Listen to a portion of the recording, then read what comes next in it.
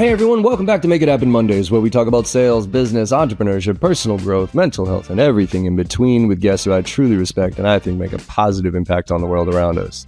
Now, today's conversation is with John Shulman. He is the founder and president of Alignor. He's an expert in interest-based negotiations with degrees from Harvard College and Harvard Law School. He's also trained and worked with business professionals and sales leaders from hundreds of organizations internationally, and has worked on the Harvard Program on Negotiation Middle East Peace Project and the United Nations War Crimes Tribunal for Rwanda, which is fascinating. He's also played professional soccer in Asia and written a couple of books and does all sorts of cool stuff. But the focus on this conversation was negotiations all day long. So if you are looking to up your skill set on negotiations, you're going to want to listen to this one.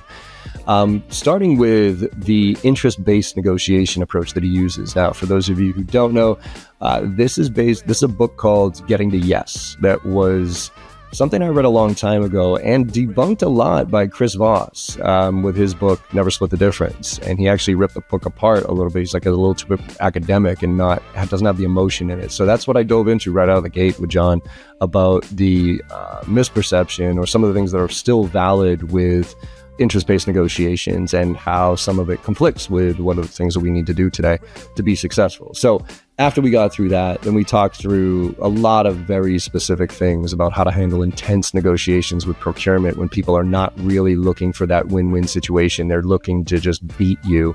And how do you gain leverage? How do you play the long game? A lot of different things about quid pro quo versus reciprocity, which you've heard me talk a lot about. And, then how AI is really throwing a monkey wrench into all this stuff. Now, again, a lot of tactics. We didn't even get to half the stuff I wanted to talk to him about his movie Justice, about, what he's seeing in the AI world right now. But I think a lot of the concepts we did have a conversation about are very deep and rich. And I think you get a lot of value out of them if you're in the world of negotiations right now. So I hope you enjoy the conversation as much as I did. Let's make it happen.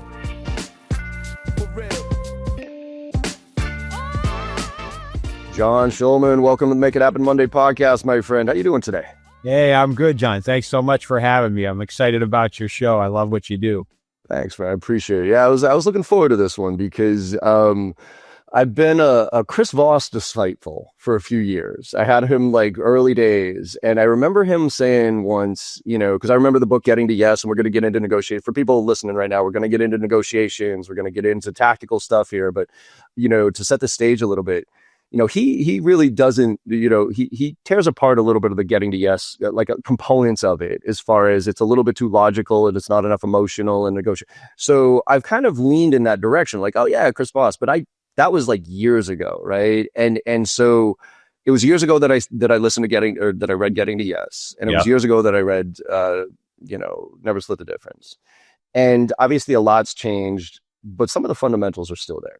So before we get going on that, that's kind of to set the stage for what I want to start this conversation with when we get to the meat of it. But before that, John, I always love to know people's origin stories. I mean, I know you went to Harvard Law. I know, you wrote, we're going to get into the movie that you wrote, but could you give us your origin story? Like growing up, parents, like where'd you catch the sales bug? Like, was it nature and nurture?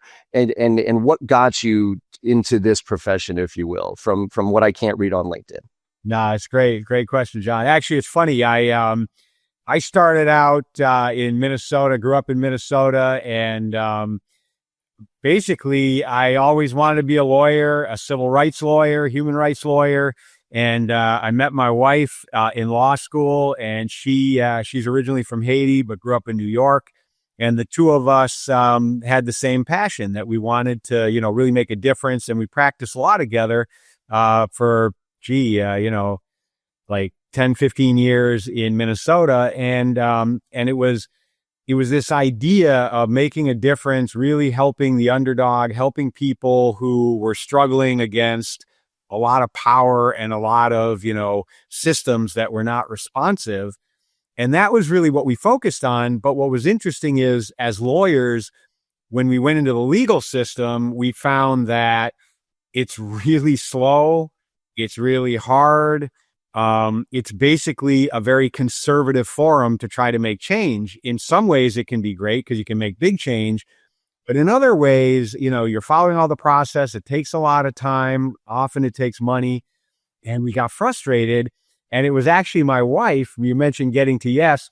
She was in the class with Roger Fisher, the author of Getting to nice. Yes, in law school. Yeah, she also happens to have been a classmate and good friend of Barack Obama too. So, No way. Oh, yes. wow. Talk about circumstance, right? Being in the right place. So we love these ideas around interest-based negotiation. And what happened is we started applying these ideas in lawsuits, and it was human rights cases. We were fighting against the segregation in the school system in Minnesota, which to this day is still a problem. And then we started using it in business cases. We were often representing companies that were being shut out of markets through anti-competitive activity by bigger companies or other more entrenched companies. And what we found is, again, do you really want to leave it to the courts, or maybe are there opportunities to negotiate a resolution?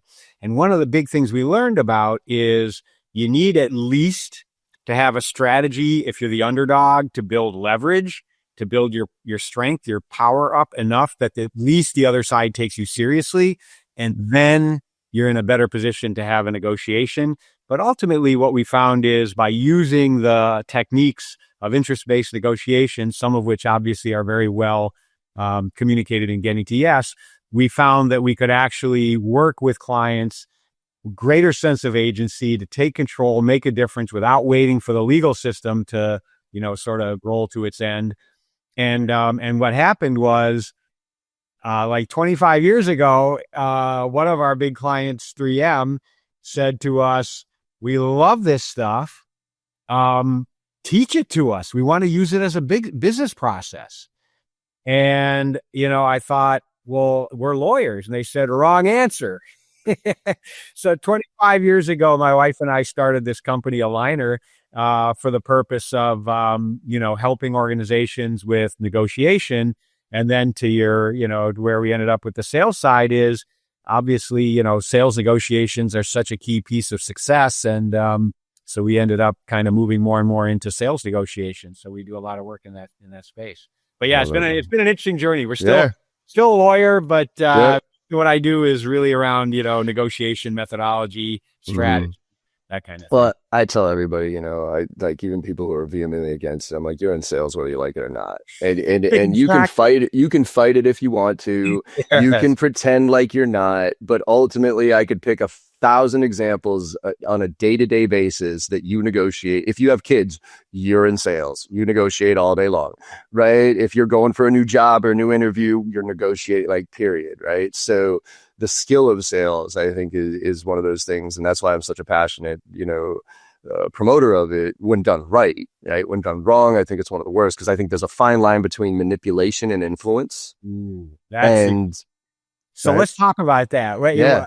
How do you think about manipulation? What is that to you? I think ultimately, if I were to bring it down to it, I would say negotiations is about trying to convince somebody that I'm right.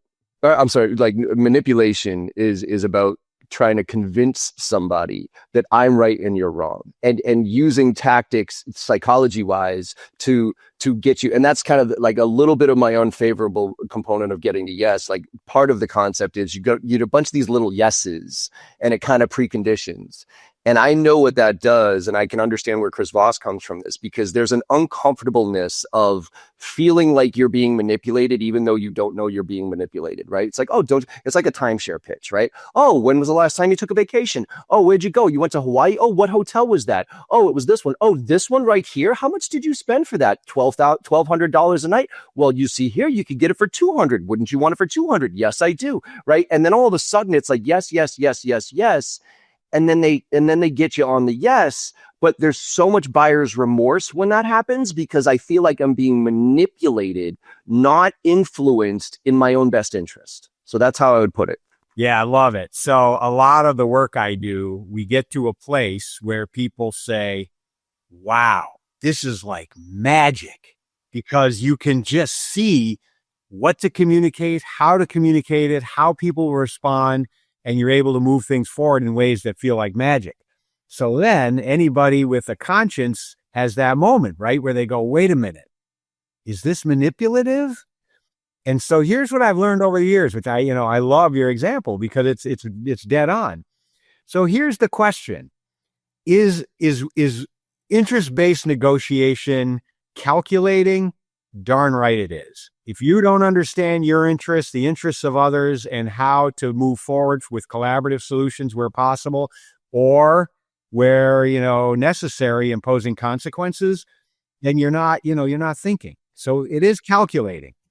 But manipulation is a very specific thing. And as you said, we feel nasty, man. We feel like, we feel abused. We feel really bad when we think somebody's manipulating us. So the line that I've learned to draw, I think, is really, really super clear, which is if you are trying to get somebody to do something that you want without regard to whether it satisfies their legitimate interests, you've crossed the line into manipulation. Okay, so let me ask you this, because I totally agree, right? It's one-sided.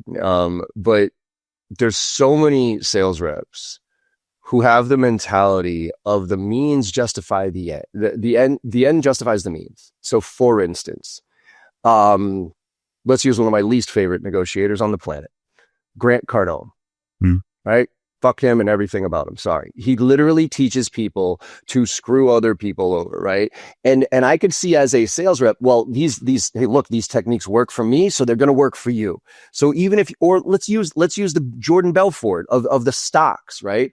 They convince themselves that, look, whether you know you need this or not, I'm going to make you a millionaire. So I'm going to manipulate the shit out of you to get you to do what I need, because ultimately, I think my false narrative in my head is, it is ultimately you're in your best interest, but you just don't know it yet. So I got to push. So how do you break down that, like, for a sales rep who thinks they're doing it for the right reasons, like, and has been convinced that they have, and using these techniques to take advantage of people because they think it's ultimately in their best interest? How do we break that? Yeah, that's a great question. So what's interesting is the first question a sales rep has to ask him or herself is this the only time I'm going to deal with this customer, this buyer? If I will never see this person again and I am never going to deal with them again, then you can, I think, logically persuade yourself that this is a purely transactional interaction, right? Now, a note on that. I have been in negotiations where I thought I would not see this person ever again. I was actually hired as a consultant to be sort of the hard ass and really the tough guy. And I did what was needed on behalf of my client. It was a really tough negotiation. Well, I was a global client. And so the negotiation that we handled was in Belgium, and it was ugly. It was painful. And as soon as I got out of there, I thought, thank God I don't ever have to deal with these people again. My next meeting was in China. I flew from Belgium to China. I'm in the hotel, and I'm not making this up. The elevator doors open, and who am I standing face to face with? That same person. Like, oh shit. That guy was like, oh shit. I mean, so one of the things that we assume in trying to convince ourselves that, the ends justify the means is, well, I'm never going to deal with this person again, whatever. And I actually was hired to write the negotiation curriculum for the National Association of Realtors Commercial Real Estate Arm, which is the CCIM Institute. And so think about commercial real estate transactions. These are, tens of millions, hundreds of millions of dollars, sometimes billions, major development projects. And I thought, real estate, oh shit, that's the ultimate transactional area, right? And so I thought, well, I don't know, how am I going to handle this? Because all the things I've learned really have to do with where we know we're going to end up probably dealing with people again. So I went around and interviewed all the top performers in commercial real estate in the United States. And I was shocked They told me, no, we don't do like high-low game where we beat each other up for real. We fake it. We basically do a choreographed dance for the benefit of our clients so they look like we're negotiating hard. But anybody dumb enough to like play hardball, hard ass negotiation, on deals of that magnitude, they're not going to last. The biggest city in New York City will seem small, right? And you're going to be like, people don't ever want to deal with you. And so what I learned is wherever you're dealing with people more than once, you gotta be avoiding manipulation, because you might get away with it once, but not twice. And so for the sales rep who thinks, I can take advantage. They're never going to know. They're never going to find out. I'm never going to deal with them again. Good luck with that, because word gets around. The other thing I've learned is the guy you dealt with at this company, you open the door, all of a sudden it's like, oh shit, they switch companies, right? This happens all the time. So word gets around, and it's basically a very short-term win, if it even is a win, when you manipulate people. And more often, my wife tells me that the first lesson she learned in the course by Roger Fisher, the author of Getting the Yes, was if you win early on, you basically lost, because you got a new enemy now whenever you want to deal with them. So yeah, it's really important to be careful about that and respect that line. When you manipulate, you're essentially creating, if at best, a short-term win that's almost always going to turn into long-term pain for you. Yeah, I've learned too many times in my life that karma is a bitch. Thankfully, for whatever reason, I was always, getting into business early days. Like, I always kind of had that long-term mentality of like, hey, I'm going to do a bunch of stuff now to earn the right, so that later on, if I need something, I can ask for that favor, right? And give a little bit more than I would expect to get in return, even though there is an equality to it. And I want to get to that as far as negotiations. That's another dangerous area, though, too, right? Man. Yeah, right. Go ahead. Well, is really just thinking that negotiation starts at the end when it comes to price, right? Because if you don't frame it as like, from the minute you and I start having this conversation, we are negotiating. And now it doesn't have to be a hardcore negotiation, but you need to think of it that way. Because if you just give everything and expect at the end you're going to get your thing, you're done, because you've given up everything and you have nothing to leverage anymore. And now they know they can take advantage of you. So that's a great point. So there are really two ways to handle that challenge of where are we going to end up? Because that's what matters, right? I mean, how we get there matters a lot in terms of relationship, but where we end up substantively also matters. Nobody's saying, wow, it was a great process, I'm so glad, but I got screwed at the end and it was a terrible deal. It's okay. Everybody looks at both. Everybody wants to know, how are we going to come out? So the first thing, to your point, I've learned is do your preparation, do your homework. I've worked across the globe, across industries. Some of the biggest, most successful companies I come across. I have once in my entire career come across one group that told me, and I couldn't believe it, but they explained why, that they couldn't prepare and figure out what the endpoint should be in advance. Only one ever. And it was in a huge company. And the reason they told me was the product was literally so new. They just didn't know they had no idea. It was a service product without any cost. And it basically, they didn't know what the market would bear. They had no idea, because it was brand new and there was nothing anywhere like it. Nobody had ever done anything with it. I thought, oh, okay. So they were literally using the negotiation process as a way to figure out what people would pay. Yeah, what people were going to pay. That's the only time ever. So my point there is, number one, as you said, know your endpoint, right? You got to go in. What does that mean? It means you got to know what the market is. You got to know what your leverage is. You got to know what the expectations and the capabilities are of the person you're dealing with. Let me ask on that point. Yeah. What's your philosophy on kind of knowing your walkaway line, right? You have to know, right? Okay, that's cool. That's what we're talking about. That's what we're talking about. You've got a desired endpoint that should be based on the market, and then you have very close to that, pretty much your walkaway. Let me explain the relationship between the two. So I mentioned there were two ideas. One is preparation, know your endpoint in advance, which is also relevant to your walkaway. The second point is always negotiate a package. What does that mean? that means at a certain price point, there are certain things in terms of whether it's product or service I'm willing to include, that if you really can't pay that, and when we get to a walkaway, the walkaway point is for a different package. So you're not going to get the Mercedes if you pay the price for the Chevy. It's a different package. You get the Chevy package. If you pay the Mercedes price, you get the Mercedes. That's the one I want you to do, right?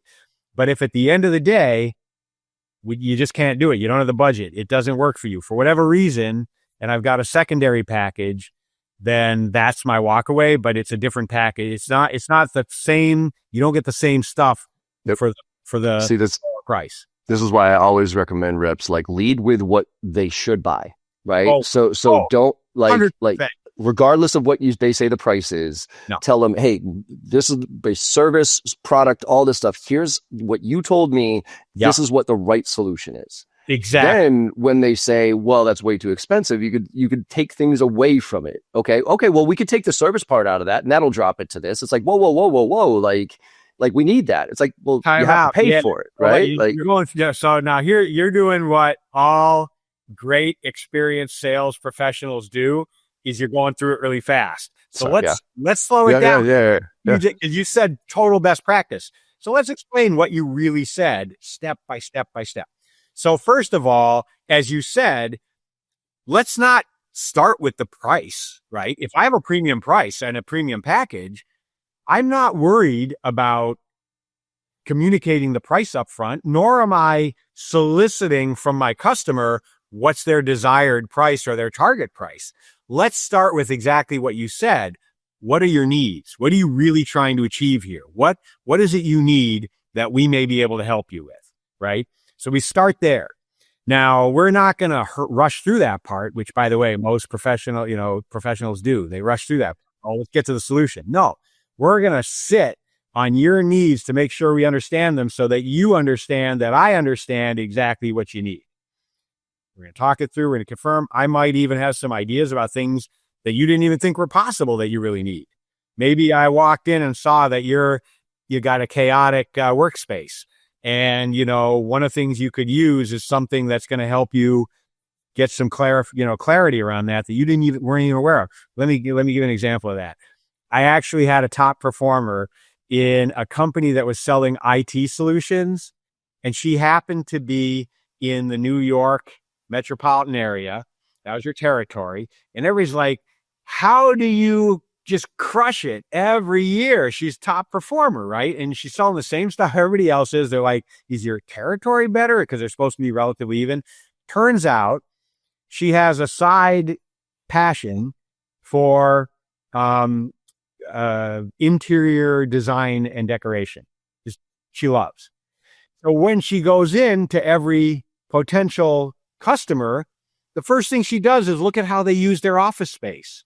And then she gives them unsolicited, advice and thoughts on things they might do. Has nothing to do with what she's selling. Yep. But of course it does, because what they're doing is they're buying from her, not just the IT package, but also that amazing advice. And they don't think about it that way, but they would never switch. And so you're trying to figure out, what can I, as a human being, set aside what I'm offering for sale, what can I do to help you meet your needs? And as you said, maybe, and this is something you said, and you said it real quick, so I want to slow it down. You said, maybe I can do something for you right now, and you will do me a favor down the road. So one of the things we have to do is think long-term enough that it doesn't mean if we have a good interaction now and I help you out with something, it's quid pro quo in this moment, in this transaction. But it does mean that I need you to know that I did that for you. You need to associate that with me uniquely, right? Because then the next time I come back, you're going to remember, hey, John, he's that dude who came in and helped me with whatever. And by the way, didn't even ask for something specific in return. This is why I tell reps all the time, like, be a problem solver. Forget about being a sales rep, be a problem solver. And surround yourself with vendors and resources that also support your buyer. And when you get into the conversation, discovery and understanding their needs and everything else, when something comes up that might not have anything to do with you, bring it to the table. That's why for me, like for instance, there's so many AI chatbots that I'm using these days to do different things. They're all free, right? But I'm like, holy shit, like a 10K analyzer. Are you kidding me? Like, this thing's bananas. So they're all tangential to what I do, right? So when I'm or like we talked about in the preface, like this book even, I'll be like, hey, have you read this? Like indecision versus no decision. They're like, oh yeah, that's actually, I'm like, you should probably read this, right? Or have you checked out, oh my God, you talked about like major account selling, like do your reps use 10Ks and that is pretty arduous. Well, have you seen this 10K analyzer? And literally I've had people get off the phone and then call me back and say, John, we want to move forward with you. And I say, well, can I just ask why over the competition? I know, you were looking at other options here. And they're like, well, because every time we got off the phone with you, we learned something. Love it had nothing to do with what you were trying to sell us. It was literally every conversation we got off and said, holy shit, we need to talk about that because we should be doing things differently or whatever it is. They're like, I want our reps to be like that. So when they're talking to clients, that every single interaction is value oriented. And that builds up your credibility so that later on, they're not just beating you up on price. You're having a conversation about what their needs are and you're getting flexible and creative with it as opposed to just dropping your pants. So you just used the word value and you use the word needs. So let's define value. Value is the prospect or customer's needs or interests being satisfied, because that's how they define value. You just explained it in a perfect way, right? Because that's the reality. So then after we've confirmed their needs and they know, hey, this guy really understands where we're coming from, what we're after, then what we do is we take whatever we have in our offering, or to your point, maybe tangential things that we can bring into the conversation, and we show how these could satisfy those needs that they definitely have. Now, at that point, they're excited. They're like, this is great. But what's in their mind? Oh, shit. Can I afford this, right? The price, right? So you said, we give them all this stuff. And then what happens is if they decide or they're thinking, can't afford this, what we're doing is, oh, shoot, then they won't get this. That's gone. And they won't get this. That's gone. And you said exactly what they always say. Wait. Hold on a minute. The moment they say that, back in their pocket, keep bringing everything back, right? Because the research is really, really clear on this. The more they think they have something, they put 3 times the value on it. So explain that. What do you mean when they say they think they have something? When you go to buy a new car, it's an incredibly expensive machine. There's all kinds of risk in putting you in a vehicle. They don't really know you, right? But they're going to put you in a vehicle. What do? They say, take a test drive it around. Why would they do that? The reason is simple. It's the same reason when you're in the bazaar, in the market, in the Middle East, and you look at a carpet, they show it to you, they wrap it up, get it ready for you. Because the more you feel that you have something, if you're going to get it, the benefit of it, the more value you put on it. So we're willing to pay in general about 3 times, we believe there's 3 times as much value of things that we have compared to what we don't have. So for example, if I was willing to pay $1 for a can of soda, but somebody wants to buy my can of soda, I feel like they should pay me $3 for it. So what that means in terms of sales process and negotiation is most of our work is what you described in terms of the conversation about their needs and how we can, what they're looking for, how we can help meet their needs without getting to the stuff they don't like. If that's the premium price, that's toward the end. So, but it's all a package, right? So the more time we spend on how they're going to get all these benefits and all this value by satisfying all their interests, their needs, the more likely they are to reduce their resistance on the price because they see more value. Because the more they feel like they have it, they envision it, they imagine it, the more likely they are to say, all right, let's do it. I mean, that's basically how it works. So what you want to spend most of your time talking to them. If let's say you're selling a solution that's going to help them save money, you want to be calculating out all the savings. They want to be looking at that number thinking, got to get that. And you're going to bring in their people and talk about, well, here's how we're going to do it. and they now have a plan. The more you can make it real for them that they've got this, they're going to get that. Mm-hmm. The more likely they are to go the more forward. leverage we'll have. And yeah, go ahead. So let's break down, because I think, we've been glossing over a little bit of interest-based negotiations, kind of assuming that a lot of people know what that is, right? And from my perspective, and let me make sure I understand this right, because again, it's been a while. I had to do a little refresh here, but it's focus on interest, not position. So like they're going to say, oh, I want a discount. Is it really that, or is it just because they have budget constraints, right? Like that's the right. Then you separate the people from the problem. So I'm not negotiating with you. We're negotiating against this problem, which totally generate multiple options before deciding. So this is my approach of, instead of like a discount, I tell people, take the word discount out of your vocabulary, change it to creativity or flexibility. We can get creative with our options here. We have flexibility with our pricing, and that changes the dialogue. Use objective criteria, so kind of industry norms. And then this is the one I wanted to pick on, though. Seeking a win-win outcome. Yeah, so that's just basically fluff. That's just fun. I'm not going to say it's bullshit because there's an idea, there's a concept underneath it, but you tell me what's win-win. So this is, yeah. So I mean, in general, I got what I wanted. I might have given up a little bit of the stuff that I didn't find that important, but ultimately I got the core of what I wanted, and so do you. And we have a mutual agreement here that we're walking away. Not somebody didn't win and somebody didn't lose. I think that's more, instead of a win-win. I just want to make, like, I'm walking in to make sure that I'm not losing and you're not losing, because when that happens, it's a short-term relationship. So I mentioned at the outset that I started out in law litigation, and what they taught most lawyers is a good negotiation outcome is both sides are equally miserable. We both lost equal amounts. So you're flipping it. You're saying, well, at least we didn't lose too much, or we didn't lose, right? So there's I'm going to break out the things you mentioned. So there's mutuality. You said you got to get something that you want, but the other person also has to get something, right?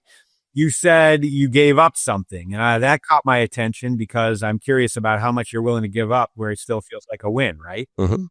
Okay. And then the idea is the other person also gave up something too, probably, right? Okay, so now I got the mutuality part in a positive way, but I'm also, I have 3 kids. Fortunately, they're all young adults now, so I'm beyond the early years where every time I traveled for work and brought home like soccer jerseys, what do you think the first thing that happened? Each kid's comparing my jersey to what she got, right? So we're comparing too, aren't we? Yeah, always. Right? And so always. In real life, it sounds cool to say win-win and I'm getting what I need, but I gave up a little. But we're also comparing. So let's talk about that a little bit. So do we both get the exact same thing in win-win? No, we don't. I'm so glad you said that, John, because, I need a little bit more than you. It's just the situation I'm in. So we're going to make sure you get something that's good. You won't lose too much, but I probably need about 60% of the value on this deal. So, gotcha. Right. Yeah. So, yep. And so if you're trying to develop the business and you're thinking like, well, okay, at least I get 40%. That's not horrible. You're telling yourself it's a win-win. Okay. You go back to your office, you go back to your team and everybody's like, what? You only got 40%. You're calling that a win-win? So now the next time, now you did mention that we go away. So we just went away. Isn't a part of what we think of as win-win, we're going to deal with each other again, right? We're not like, I don't ever want to deal with that jackass. We're like, no, we'll keep working together. So the problem though is you come back the next time, I got 60, you got 40. And what are you thinking now? I got to make that equal, right? Yeah. Right. And to make it equal means you got to get 60 and I got to get 40 this time. And I'm like, hell no, are you crazy? So the reason I'm mentioning this is, while it sounds good in theory, and people love to say win-win, the truth is nobody can define it in a way that's meaningful. It's actually not a meaningful concept.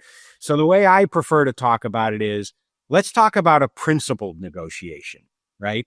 Principle, meaning I'm not asking you to do things that I think are unethical, immoral, or do not respect some form of reciprocity in our relationship, right? Because if I want to keep dealing with you in the future, there should be some kind of mutual respect in that. people talk about trust, and the reality, I think I've been happily married for over 30 years. And I will say, it doesn't start day one. You build it, right? You build trust. And how do you build trust? You build trust by making commitments that are not really long-term, at least initially. They're pretty short, and keeping them, right? That's how we build trust. And so you say, hey, this guy is somebody I can work with. She's somebody I can work with because, she said she'd do this and she did it. So when we think about win-win in a more sophisticated way, let's think about it in terms of reciprocity, meaning it matters how each side does. But reciprocity doesn't mean equality. It doesn't mean every outcome is going to be equal. Why not? Well, let's say you've got a lot of leverage right now. Let's say you've got choices and you don't really need me. Okay? Shouldn't you get some benefit from that? Or flip it around. Let's say I've got a premium product that we developed. We have patents on it. It's really, really a market leader. We just introduced it. And nobody else can do for you what this product can do. Don't I have some leverage with that? Darn right. Right? And you're not going to find any sales organization that doesn't expect to receive some kind of price premium if it has leverage. If it has a good product or service that, a brand, whatever, that people put value.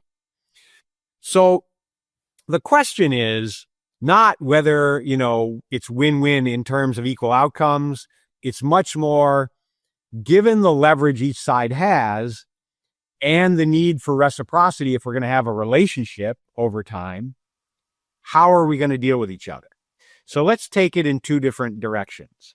One is, let's say I have a lot of leverage right now. One thing we know is that leverage doesn't last forever. All you have to do is widen the time horizon. There's no country, nation state.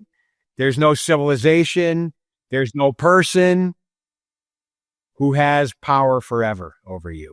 You just have to widen the time frame. Now, I get that in the moment, it feels like forever when somebody has power over you. Okay. So why is that? Because when somebody has power over us, when somebody has leverage and they can use it, we resent it. We resent it. We always do. So I just said two things that are kind of insane if you think about sales. On the one hand, I said, if I have a sales organization with a great offering that has an advantage in the market, I expect premium pricing. I know I have leverage. At the same time, I just said, if we want to have good relationship with our customers, then there should be some reciprocity. And they're going to resent when I use that leverage. And that is the reality, right? I've actually worked on the procurement side as well with some of the biggest procurement organizations. Let me tell you, when they're stuck, when they have no choices, all they're thinking about is how do we get out from under this supplier? How do we improve our leverage? So, go ahead. I guess that was going to be my question is like, how do you deal with somebody who, at least theoretically, or how they position themselves, they don't want the win-win situation. They want to win and you to lose. And knowing, so like, let's use the real world concept of like most of us deal with, right? Done a great job, champion, you've multi-threaded, you have all these people on board, and you've missed the step of getting procurement involved early, right? So now everybody agrees you've actually probably given up some concessions to your champion to get to the point of the proposal going out the door and ready to go to procurement. Now procurement brings it up and says, no context, I don't give a shit who you are, fuck off, it's 30% off of your price, and that's how we do business. Yep. And it's like this shut door, I can't talk to you. They won't let me have the conversation with you. It's a flat, or let's do it the flip side of an existing customer where the new and I've literally seen this happen, where the new CFO comes in and says, every vendor, fuck off, 30% off the top, or else we're not doing business with you, period. And now it's like, what do I do? Like, how do you deal with that scenario? Yeah. So what you're saying, just to be clear, is widespread, especially right now, by the way. Yeah. A lot of them are sending out these emails and blanket emails. Yep.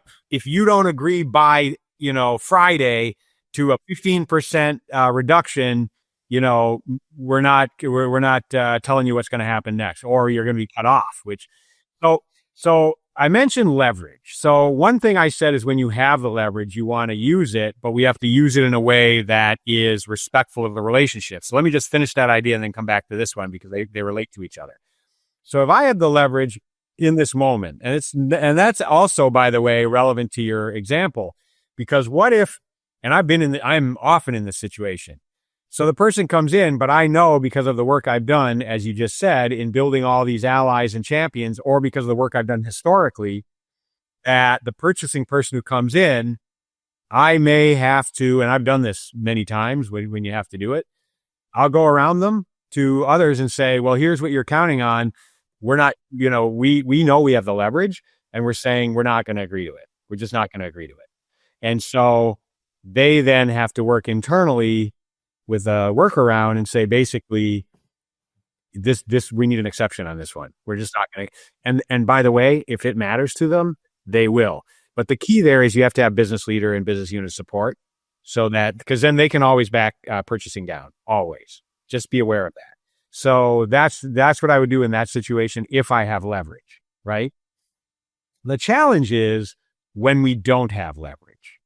That's the real challenge. So I'm just trying to get in the door, for example, or maybe we've done some things and there's a new entrant coming in, knocking on their door with a lower price or a new offering or something that's got their attention. Or to your point, a new leader, somebody just came in and they have previously dealt with somebody else, and they're like, oh yeah, we need to look at this, alternative to you. So there are a lot of ways that your leverage can plummet. Now, when you don't have leverage, it's a much harder sell, obviously, but there are two ways to look at it that I've learned can be effective. One is to look at it short term, in terms of maybe what they're planning to do or thinking about doing is, again, if let's just take your example that we've actually built a bit of a relationship. We know what they really need, what their interests are, what they're trying to achieve. Maybe we know that what they're considering an alternative, like we're not going to reduce our price 30%. That's not going to happen. Right. So we can either, in that case, show them how an alternative that would potentially meet their supposed requirements on the pricing would not actually satisfy the interests, the needs that we have already talked to them about. So that's not going to be a procurement conversation, by the way. That's going to be working through those other stakeholders with whom we have already built credibility in a relationship, even though we don't have the business yet. You got to work with them and have them interact internally with procurement. And I'll get back to that in a second. So the second thing we can do is take a longer term view, which is to say, I don't have the leverage right now, but I mentioned that leverage, nobody has it forever, right? And that includes your customer. So let's say they come in with the 30% demand, and I really want to get in the door, but I can't agree to a 30%. And plus, we've already put together a package. What I would do then is reopen a negotiation about the package. What is it they would get? Maybe it won't be 30% discount. It might be a 20% rebate or something else we can put in. To your point, we're going to call it some creative value that we're going to create for them. But the total package has to change. Now, I'm not saying I want to do it, right? What I'm doing is I'm investing in the longer term relationship. So let me give you an example of this, because I've done this. There was a situation, this exact same thing happened. And what was really tricky is it was for a program that they already had scheduled. They had everybody coming in. I was going to be the keynote speaker, and they got this thing on a budget thing where they were just, and you're like, what do? We don't have as much money as we thought for it. And I'm like, I knew they were locked in. In some ways I had leverage, but if I use that, they would. No, that would be. Pissed, right. And I was trying to get in the door. So what I did is I said, all right, look, just this, because of what you're saying, let's do it this way. Here's how we'll do it. And this will meet your budget requirements. Mm-hmm. I need you to know I'm doing it as a favor so that you can see what we can do, and we can look at, some more opportunities down the road. So they loved the keynote. It was a huge success. What do you think happened when we put together the package for, ongoing work. They used your usual pricing, right? Of course, yeah. But what do you think happened what do you think they came back with? What do you think happened? I mean, I would assume they used the discounted price that you gave them as your base. You know it, right? So what I said is, well, unfortunately, as I shared with you previously, that I did as a favor, because of that situation. And, this is what you're dealing with going forward. Mm-hmm. But I had the leverage then. Not because everybody loved it, yeah. Yeah, they loved it. And there was and they totally backed there. And they had an internal conversation. Oh, yes, he did tell us that. And they completely backed down. So how you use leverage depends on, are you looking at building that longer term relationship? In which case you could adjust the package at times if you can't go around them to the other stakeholders to get them on, to get them to back down.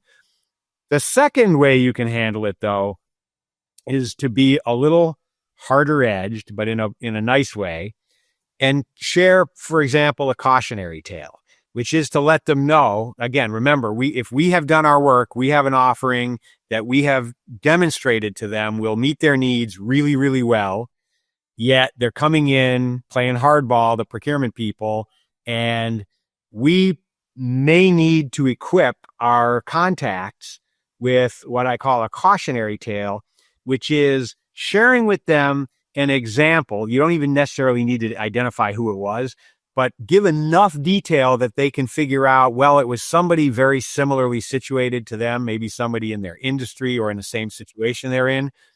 Second, it's got to be something that they think is, realistic and relevant, that, it could really happen. It could really happen to them. And third, that it's very painful. The outcome was really bad. So an example would be, let's say there are regulatory or other reasons why they shouldn't take certain risks, and we can help them avoid that. And we happen to believe that if they go for a cheaper solution, they're actually potentially looking, it could be safety related, could be regulatory, something that you really don't want to take a chance on. I might share with them a story of somebody else I've heard of without sharing who it was, and walk them through it. And, you guys may want to think about this. I had one situation where it was a major deal, and it turned out that I was working with a large organization, and we got aced out on the deal by a competitor. We didn't know this, but the competitor's rep was married to Jesus. We didn't know. And I said, look, share a cautionary tale anyways. And I said, suggest that they get a six month out on the contract, just in case. Get this, a month after they were into the contract, because we were telling them it's not going to work the way you think, they called back and said, thank goodness you guys had us put the 6 month out. We've already decided to exercise it. See, that's why you always got to leave that door open, and feel like even on a hard, I always say to people, look, it doesn't look like we're a good fit at this point, but keep my card handy. And look, good luck with that approach. And I don't say it, but I'm like, when it doesn't work, feel free to call me back. You know what I mean? That type of thing. But it's funny, going back to sales, like what you just explained there to a certain degree is the feel, felt, found approach from objection handling, right? It's like, actually, I appreciate where you're coming from on that, right? Like, as a matter of fact, I saw another client do that from a budgetary standpoint. After they implemented it, they realized they couldn't do these things, and it actually put them at risk here. And this is what happened. So, right? Feel, felt, found, right? Without saying and that. the thing about it is, it's, because sometimes I get the pushback, oh, wow, that sounds really aggressive, or will they be upset? And what I've learned is you have to do it in the way that you're comfortable. It's got to be authentic. Totally. Got to feel real. You got to be comfortable. You said the word authentic. Mm-hmm. It has to be genuine and authentic. Yep. You can't just make up a story or read a case study and then use that. Be like, hey, I read a case study where somebody did that. No, go talk to that client, have that conversation with them, understand the genuine issues that they faced, and then tell that story when it's appropriate. But don't just do it to do it. Right. And that's the thing. It's like, it's a risk analysis. You got to look at, what's at risk here? Is it worth actually sharing this? Because maybe bring back something. But yeah, these are really powerful tools. And when you have them in your toolbox, knowing when to use each one and how to use them, it's really, really powerful. Awesome, John. Well, we didn't even get to some of the shit that I wanted to talk. I wanted to talk about your movie. I want to talk about the AI impact. So I think we're going to probably have to do a part 2 of this. I mean, your Cool. Rwanda shit with your war crimes tribunal and the Middle East Peace Project, man. Like, there's so much to unpack here. But in the interest of keeping it under 60 minutes here, let's end with this. What is your favorite negotiations tip that you think is probably one of the best ones, one people don't know enough about and should be using to this day? Yeah, for sure. So one of the things that we usually struggle with when we're dealing with really difficult stuff is, oh, shoot, I want to collaborate. I want it to work out, but it doesn't look like it's going to work out. So, oh man, I got to go a different path, and I've got to, and it's a unilateral path, and it's going to be tough. And so we vacillate. We go back and forth between the two, right? We're like, no, I want to work this out. I'm going to try to find a way to make this work. Oh, shoot, no, I'm on my own. What I've learned over the years is when stuff's really difficult, when you're dealing with adversity, tough stuff, personal, professional, doesn't matter what it is, it's really important to prepare both paths simultaneously. Figure out, if we can work this out, what could it look like? How could I communicate that? Be creative, be, disciplined and structured and thinking about how it could meet the needs of others and meet your own, but also really play it out in your mind, work on it, communicate it. At the same time, look at the unilateral path. What's it going to involve? What do I have to do? If I'm going to put consequences on people, if I'm going to have to look for other partners or do other things, what does that look like? And it's really hard emotionally, I think, not just intellectually, but emotionally to sort of grasp that. But it's absolutely the key. And here's why. When you're dealing with adversity, when you're dealing with difficult stuff, there's one principle that has to hold, which is the status quo that's really bad is not an option. I will not accept the status quo. We're going to make a change. So we're either going to make a change that's collaborative and works for me, better than the status quo, or I'm going on a different path, as hard as it may be, that's better than status quo. I like that. My colleague of mine, a friend of mine, Doug Landis, he has this thing where and he talks about, he's like, look, my job here is to help you make a decision one way or the other. Like, whether you decide to go with me and we can go down this merry path, fantastic. Whether you decide to stay with your existing solution or that's fantastic. But it has to be your decision and you have to choose one way or the other. My job here is to help you make that decision. Love it. And I love that idea, because I'm not trying to say I'm here to win. I'm here to earn your business. I'm here to build, be your trusted advisor. No. My job is to help you make a decision one way or the other. You either stay, you go with me, you go with somebody else, and I'm going to be transparent about that, and let's go. So yeah, I love it, because not making a decision is making a decision. Is making a decision. Right. And it needs to be a conscious one. I am consciously deciding, not I'm indifferent, not I'm indecision, and I'm just not making a decision. No, I'm consciously making a decision to stay with our existing solution for valid reasons. Yep. And therefore, we're not going to move forward. Great. So there's 3 possibilities. I'm going to go with you. I'm going to stay with my existing solution, or I'm going to delay and defer. And that could be legitimate. But be aware, as you said, be conscious aware of it. You're making a decision, one of the 3, whatever the one you think is the right one.